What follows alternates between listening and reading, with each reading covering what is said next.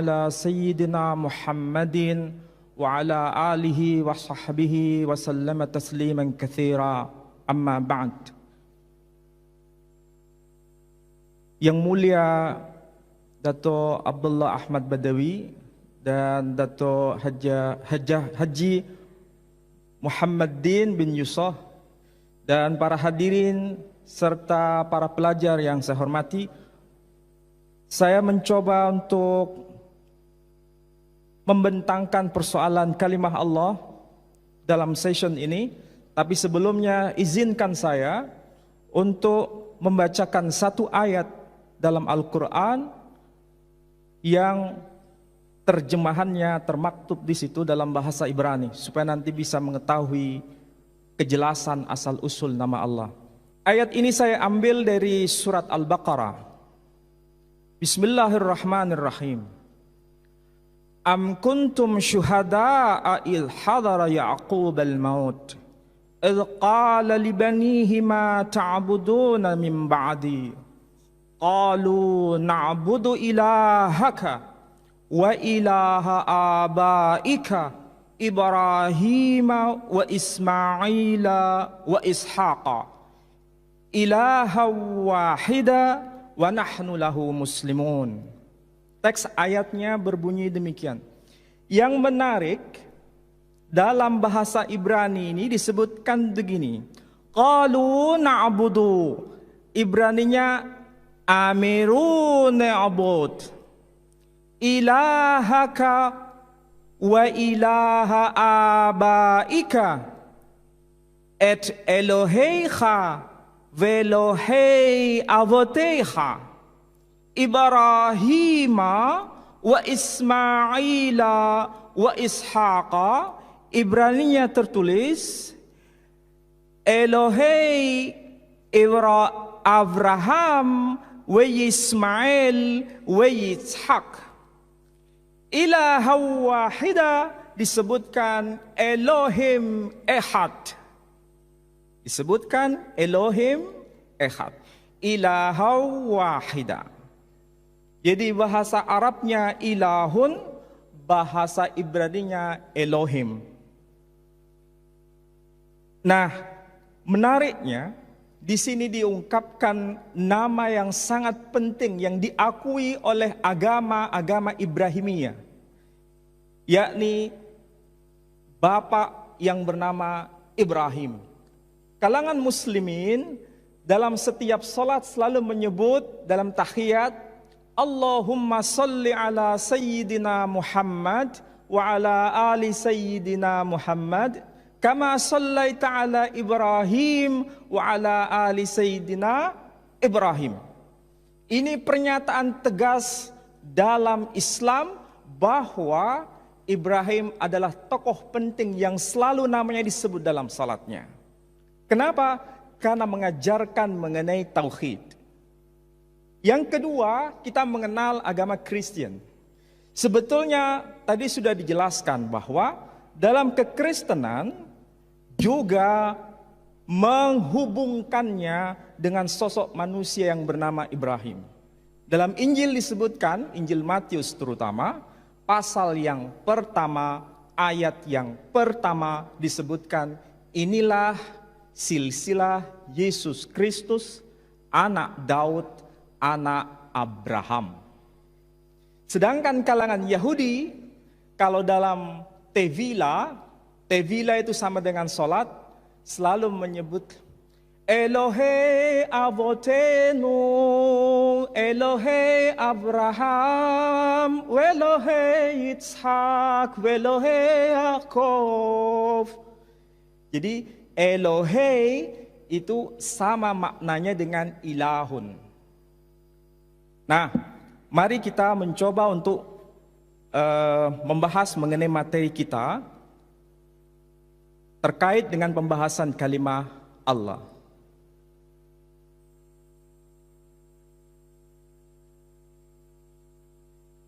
Nah, Ibrahim, para ahli, para pakar, para scholar menyebutkan bahwa Ibrahim itu berasal dari Mesopotamia. Mesopotamia itu sekarang sama dengan Irak. Negaranya waktu itu disebut dengan nama Babylon. Sehingga bahasa yang berlaku pada masa itu disebut sebagai Babylonian language. Islam melalui Al-Quran mengetahui nama Babylon dengan sebutan Babil. Sedangkan dalam Injil, dalam Alkitab, dalam Bible menyebutnya dengan istilah Babel. Jadi versi Quran menyebut sebutan nama negeri itu dengan sebutan Babil, sedangkan dalam bahasa Hebrew, Ibrani menyebutnya Babel. Coba kita cermati. Dalam slide ini, sayang dari belakang mungkin tidak terlalu jelas, tapi saya akan coba jelaskan. Dalam Al-Quran, tadi disebutkan ada nama Ismail. Versi bahasa Hebrew, Quran terjemahan Hebrew, menyebutnya Yismael. Menyebutnya Yismael. Al-Quran menyebutnya Israel. Dalam bahasa Hebrew, dalam bahasa Ibrani, menyebutnya Yisrael. Dalam Al-Quran menyebutnya Jibril. Dalam kitab Torah berbahasa Ibrani menyebutnya Gabriel. Dalam Quran menyebutnya Habil. Dalam bahasa Ibrani menyebutnya Habel. Secara linguistik, secara bahasa Ibrani mengekalkan istilah el. Dalam bahasa Arab, Quran mengekalkan istilah il. Ini sepadan maknanya dengan Tuhan. Sepadan maknanya dengan Tuhan.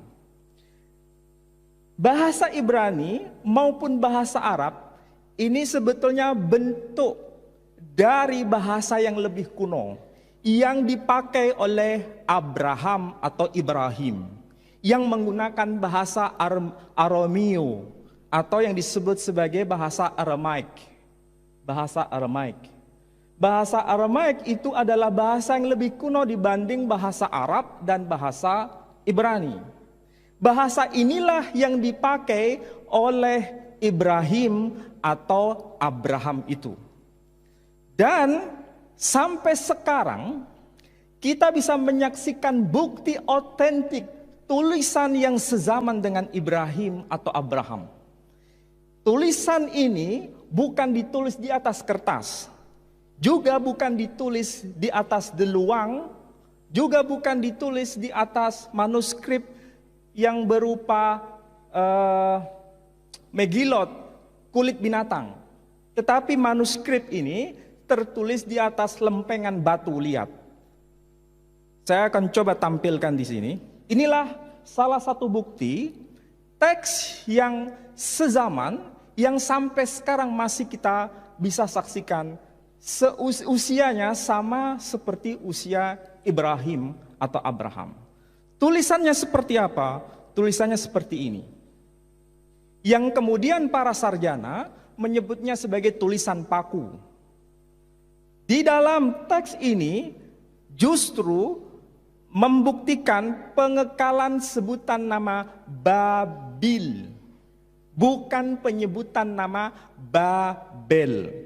Jadi nampaknya bahasa Arab lebih dekat dengan bahasa Aram, lebih dekat dengan bahasa nenek moyang yakni Ibrahim dibanding kedekatan bahasa Ibrani dengan bahasa Aram. Ini yang harus dicermati oleh para sarjana. Saya yakin di antara kita yang hadir di sini ada yang Kristen. Ini bisa kita jadikan momen untuk saling belajar bahwa kekunoan, keklasikan bahasa Aram menjadi bukti hubungan bahasa Aram dengan Arab ini lebih dekat dibanding kedekatan bahasa Ibrani dengan bahasa Aram itu sendiri. Dalam Al-Quran menyebut nama Babil, dalam teks Arameo bahasa Aram menyebut kata Babil. Dalam teks Quran menyebut Israel, dalam bahasa Aramaik juga menyebut kata Israel, bukan Yisrael. Ini sebagai bukti yang tidak bisa dibantah oleh sarjana manapun. Ini yang harus diketahui bersama. Kemudian, kalau kita sudah tahu bahwa istilah El maupun Il menunjuk sebutan Tuhan, sama dengan maknanya dengan Tuhan. Lalu siapa yang bernama Allah itu, yang sekarang lagi menjadi polemik bersama? Nah, saya akan mencoba untuk membedah persoalan ini, karena di dalam bahasa Ibrani, bahasa Aram, dan bahasa Arab, sebetulnya kalau kita mau jujur, pengungkapan istilah Allah yang di Indonesia itu dilafalkan dengan dua versi. Tulisan sama, tapi pronunciation berbeda. Orang Muslim di Indonesia menyebut nama Allah, sementara kaum Kristen di Indonesia menyebut istilahnya dengan pronunciation Allah. Makanya tadi Pak Moko Ginta ada sebutan nama Allah, itu versi Kristen. Meskipun tulisannya sama. Nah, ini yang menjadi polemik besar adalah siapa sebetulnya nama yang dikenalkan oleh Ibrahim atau Abraham kepada anak cucunya itu. Siapa sebetulnya nama yang dikekalkan oleh Ibrahim kepada anak cucunya? Kalau Ibrahim menyebut kata Il sebagai sebutan, lalu siapa namanya? Disinilah ada terjadi kesilapan di antara pengkaji agama-agama, terutama yang merujuk pada agama Kristen, Islam, dan Yahudi. Dalam agama Yahudi itu menyebut ada beberapa istilah di situ. Ada istilah El, sementara dalam versi Arab disebutkan dengan istilah Il. Maka muncul tadi ada Israel, kemudian Ismail. Ini pengekalan sebutan untuk Tuhan, Il. Versi Ibraninya El. Istilah Elohim. Kemudian sepadan ini dengan ilahun. Tapi yang paling penting di sini, kalau versi Ibrani menyebutnya huruf Yod, He, Vav, He. Yod, He, Vav, He. Kalau dibaca versi Torah sekarang, itu kalau mau dibaca, bacaannya itu bisa berupa Yahwah, bisa berupa Yehovah. Orang Kristen menggunakan istilah yang bertabrakan dengan versi Ibrani, menyebutnya Yahweh. Padahal penyebutan istilah Yahweh tidak pernah muncul dalam kitab Torah. Yang justru muncul adalah sebutan Yahweh atau Yehovah. Yang di dalam Al-Quran, bahasa Arab, tertulisnya Alif, Lam, Lam, Ha. Kita melafalkannya Allah. Ada sesuatu yang cukup menarik dalam pengkajian bahasa Arab ini. Sesuatu yang ditulis dengan huruf Arab biasanya dibaca sesuai dengan tulisan.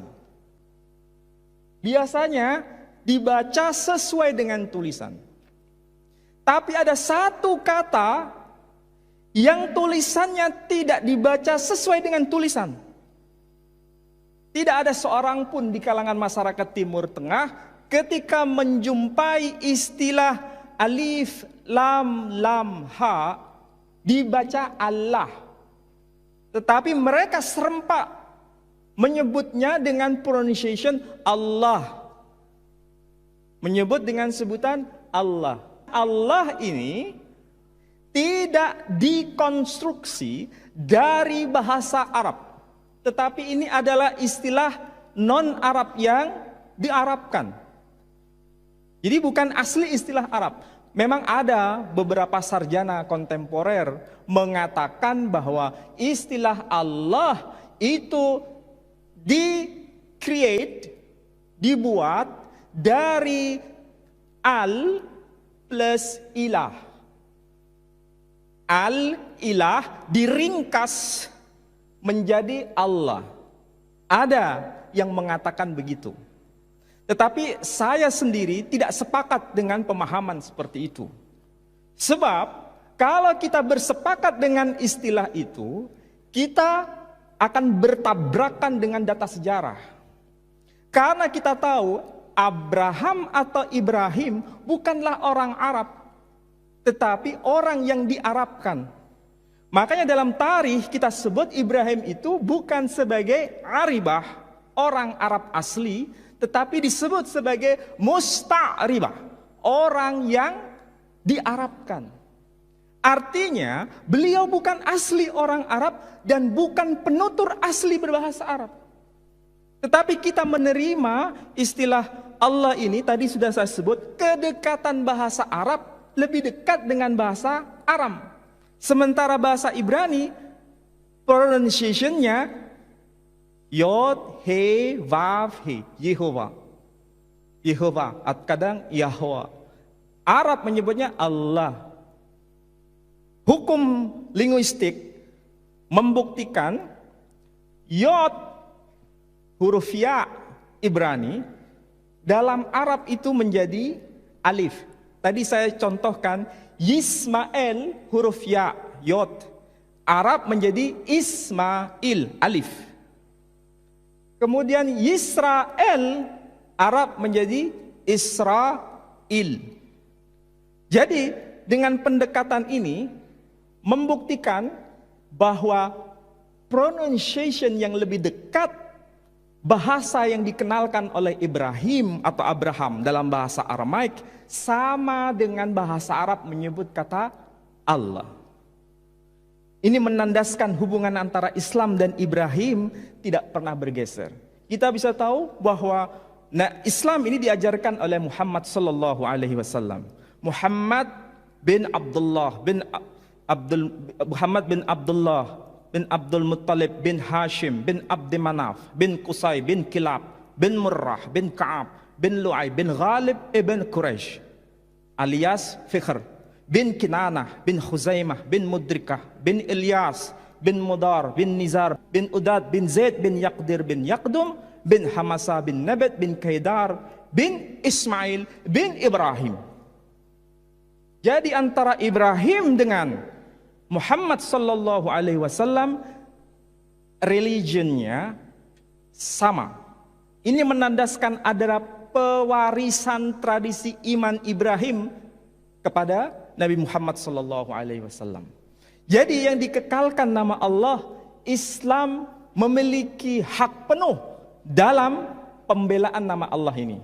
Masalah yang sekarang muncul, orang Kristen dimanapun pasti tahu. Saya kira saya masih hafal, ada seorang profesor di Malaya University yang bernama Profesor James Collins.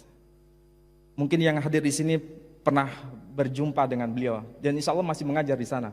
James Collins. Dia menulis sebuah buku Sanskrit in Indonesia atau Sanskrit in Malay. Dia sebetulnya seorang pakar dalam bahasa Greek.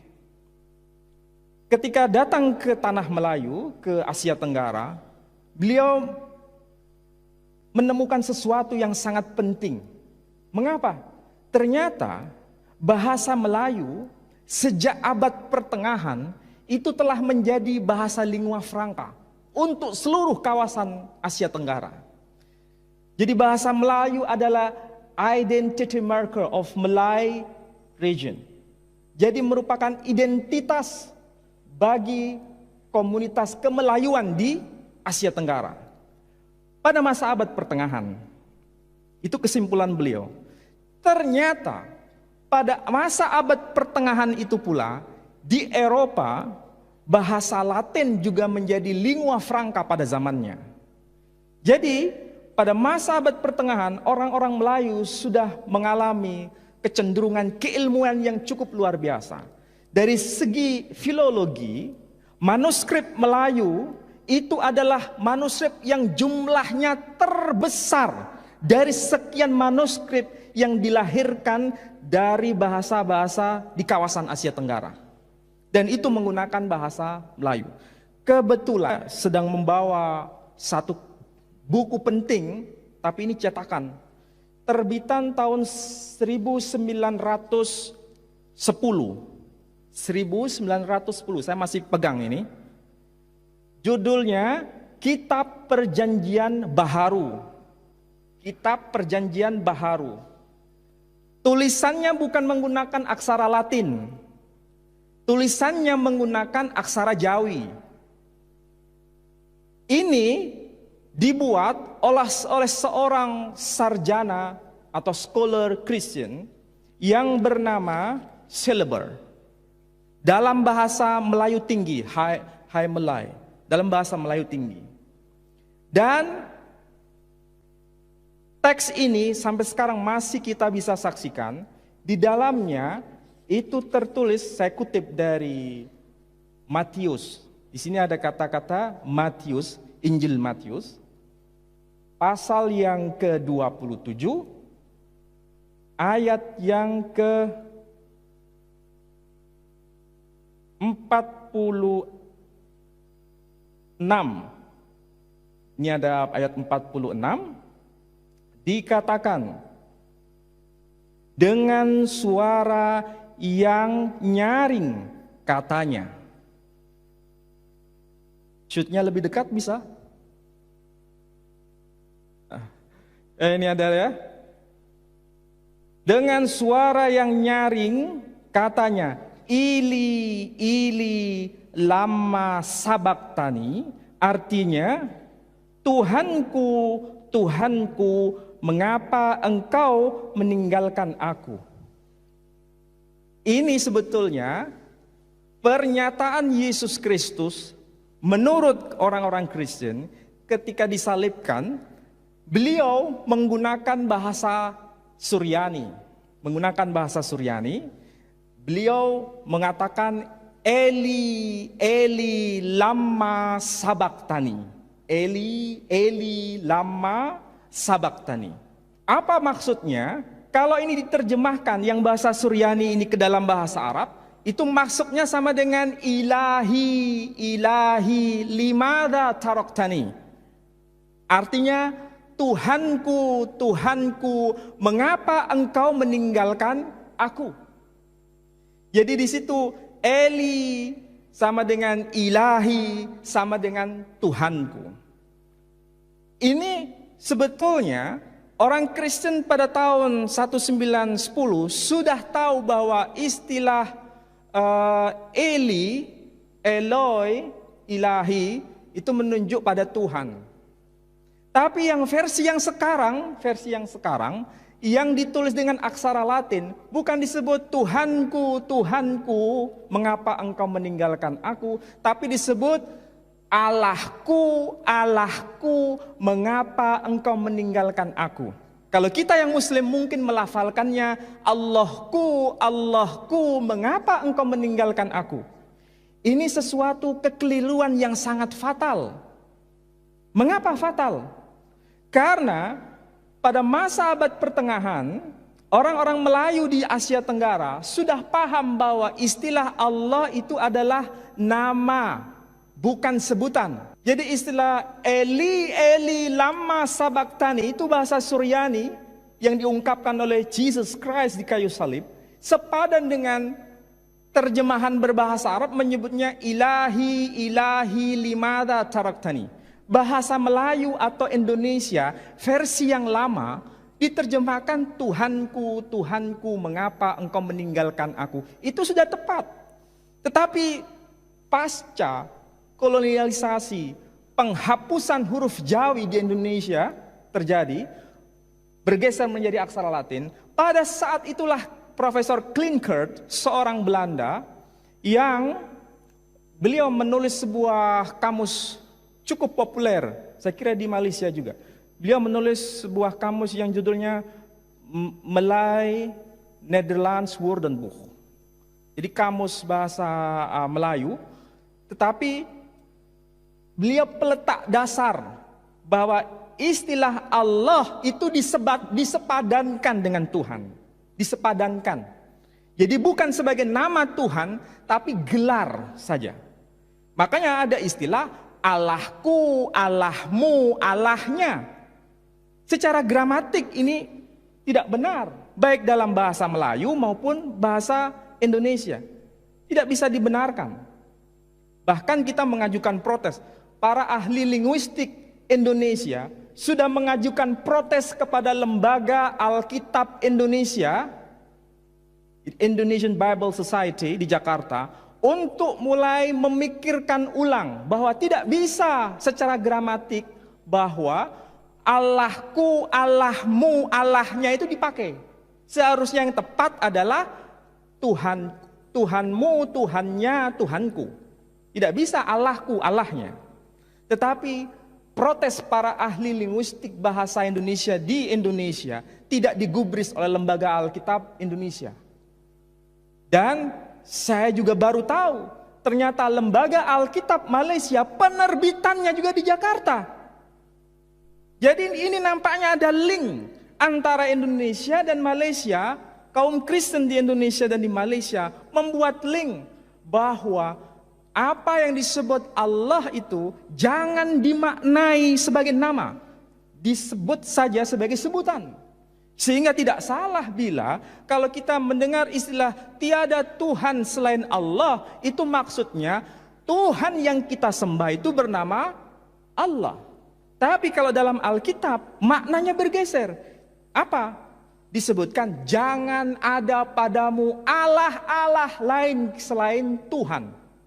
Jadi kalau kita tidak ada Tuhan selain Allah, mereka sebut tidak ada Allah kecuali Tuhan.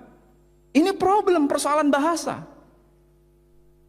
Problem, apa maksudnya tidak ada Allah kecuali Tuhan?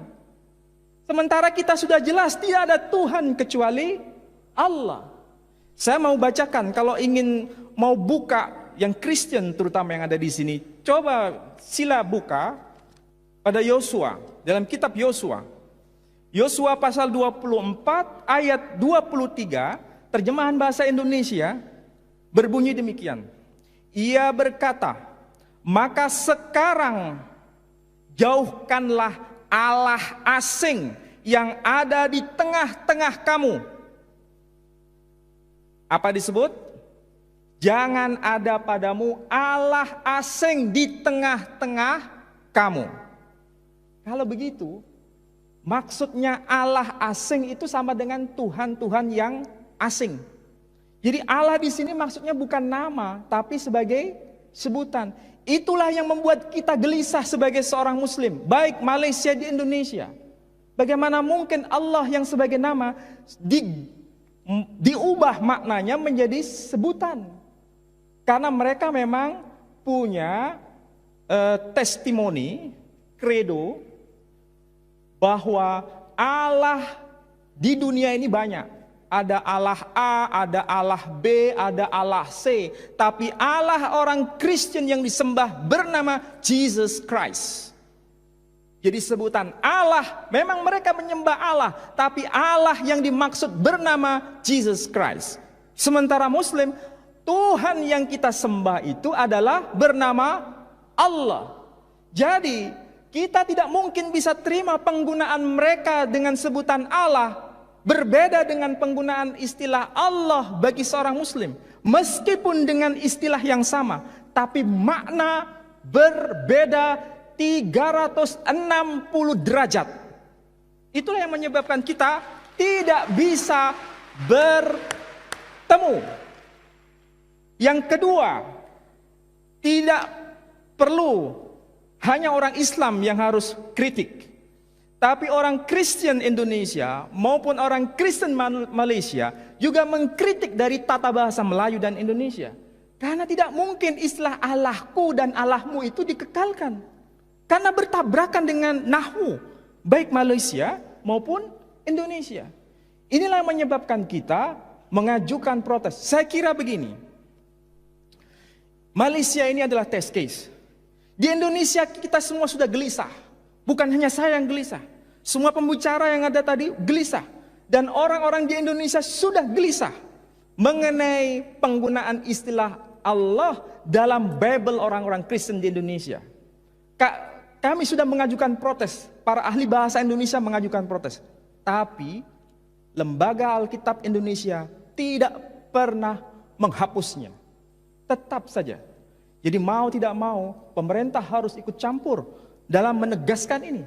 Dan Malaysia sudah memulai ini, kami salut dengan apa yang dilakukan itu. Tanpa itu tidak bisa. Kalau misalnya dengan dalih, orang-orang Kristen di Malaysia mengatakan orang-orang Sarawak sudah mengenal istilah Allah itu, sudah mengenal. Apa alasannya? Di rumah saya punya Alkitab berbahasa Dayak Maanyan. Saya belum cek yang bahasa Dayak Iban yang ada di Malaysia. Dalam bahasa Dayak Maanyan itu sempat saya kutip di sini. Ada teks yang berbunyi begini. Ketika Yesus disalibkan, apa yang dikatakan? Yesus knowing Sintama Tuhan ala talanu. Sintama Tuhan ala talanu. Anri sagalis stenu. Anri sagalis amiru renu. Nelang andri katulu akal budinu. Maaf, saya nggak bisa bahasa Dayak. Tapi di sini saya sempat menemukan Tuhan ala talanu. Berarti terjemahan ini memberikan konfirmasi bahwa orang-orang Dayak sebelum mengenal Bible ini, mereka sudah kenal Allah Talanu. Apa itu Allah Talanu? Allah Talanu berarti Allah Ta'ala milikku. Allah Talanu, Allah Ta'ala. Ini menandakan bahwa Islamisasi di tanah Dayak lebih awal dibanding Kristen itu sendiri. Oleh karena itu orang Kristen memanfaatkan istilah alat talanu dipakai oleh mereka. Ini adalah proses evangelisasi kepada orang-orang Muslim di tanah Dayak. Jadi orang yang mengatakan bahwa Allah sudah dipakai oleh orang-orang Kristen di tanah Melayu maupun di Indonesia, itu sebetulnya alasan yang tidak bisa dibenarkan. Justru ini adalah sebuah terjemahan yang tentu saja harus menghormati bahasa asli. Saya berani mengatakan di sini, orang-orang Kristen pasti merujuk pada teks asli. Teks asli umat Islam berbahasa Arab dan muncul kata Allah. Orang-orang Kristen mengakui bahwa teks asli New Testament, the New Testament, Perjanjian Baru, itu ditulis dalam bahasa Greek. Tapi di dalam bahasa Greek tidak pernah muncul kata Allah, satu pun tidak pernah muncul. Justru yang ada, kalau saya mau boleh kutip, dalam Injil Yohanes pasal 1 ayat 1 disebutkan en arche en hologos, kai hologos proston theon, kai theos en hologos. Itu bahasa Greeknya. En arche, pada mulanya. Orang Malaysia mengatakan pada mulanya. Di Indonesia pada mulanya. En arche, en hologos adalah logos. Logos itu kalau bahasa kita sama dengan firman. En hologos proston theon, dan logos atau firman itu bersama-sama dengan theon, yaitu theos. Kai theos en hologos, dan firman itu adalah theos. Jadi yang ada itu kata theos, kalimah theos, bukan kalimah Allah. Merujuk pada teks asli. Kalau teks asli tertulis theos, theon, lebih baik itu yang dipakai sebagai identity marker orang-orang Kristen di Malaysia maupun di Indonesia atau Asia Tenggara ini. Seharusnya menggunakan theos. Dan Roman Katolik yang menggunakan bahasa Latin muncul kata Dios. Dios dan theos, Dios bahasa Latin, theos bahasa Greek. Latin dan bahasa Greek itu satu rumpun. Maka yang satu menyebutnya Dios, yang satu Theos. Dan ini satu akar dengan bahasa Sanskrit, Dios. Maka ada Dios Pater. Jadi satu rumpun. Jadi kalau kembali pada teks asli, sebetulnya tidak ada masalah. Dan umat Islam merujuk pada teks asli, muncul kata Allah. Nah, masalahnya yang terjemahan bahasa Indonesia atau bahasa Melayu, diterjemahkan apa? Pada mulanya adalah firman, firman itu bersama-sama dengan Allah, dan firman itu adalah Allah. Yang di negeri Arab, yang Injil berbahasa Arab menyebutkan fil bad'i kanal kalimah wal kalimatu kana indallah wal kalimatullah. Jadi mereka menggunakan istilah Allah dalam konteks Kristen Timur Tengah. Betul, ada kata Allah. Tapi ingat, itu bukan teks asli. Itu adalah teks terjemahan Injil berbahasa Arab. Masalahnya di Indonesia itu lain kalau di pesantren. Orang-orang Kristen, cerdik pandai Kristen, itu ke pesantren-pesantren di Indonesia. Dan datang ke sana dengan membawa Alkitabul Muqaddas. Kalau orang-orang pesantren, kiai-kiai di pesantren, terutama yang di desa-desa, selalu mengatakan, oh ini ya Injil yang asli. Mengapa? Karena mereka berpikir bahwa yang asli itu berbahasa Arab. Jadi dikiranya Nabi Isa itu berbahasa Arab. Padahal itu hanya terjemahan. Nah, inilah yang dipakai, kelemahan seperti inilah yang dipakai oleh orang-orang Kristen untuk melakukan evangelisasi melalui bahasa yang dikekalkan di kalangan mereka. Jadi saya kira di sini juga menjadi problem. Jadi mudah-mudahan kita mulai duduk bersama, tidak perlu hanya orang-orang Muslim. Kalau bisa orang Muslim dan non-Muslim, terutama yang Kristen, mengadakan dialog, bukan debat tapi dialog. Untuk memperbincangkan persoalan seperti ini, salah satunya mengenai kalimah Allah ini, supaya sama-sama tahu. Kita selama ini tidak tahu Kristen itu seperti apa, karena kita memang tidak pernah mengadakan dialog dengan mereka. Orang Kristen juga tidak tahu Islam, juga karena tidak mengadakan dialog dengan kita. Tetapi kalau kita sama-sama dialog, tahu bagaimana Injil dan bagaimana Quran, ayo duduk bersama memperbincangkan ini. Nanti akan jelas. Kalau mengatakan bertujuan mengembalikan pada teks asli, maka Allah sebagai nama kembalinya pada Islam. Kristen gunakanlah kata Theos atau Kurios, karena itu yang muncul. Sehingga kalau dengan demikian adil kita, tidak perlu ada saling curiga mencurigai. Muslim bisa toleransi kepada yang Kristen bisa toleransi kepada yang Muslim. Mudah-mudahan apa yang saya sampaikan cukup memberikan sebagai pengantar, nanti kita bisa dialog lebih intensif, supaya kita bisa memperoleh pengetahuan baru mengenai hal ini. Saya kira apa yang saya sampaikan cukup sekian, dan terima kasih atas perhatian saudara semua. Wassalamualaikum warahmatullahi wabarakatuh.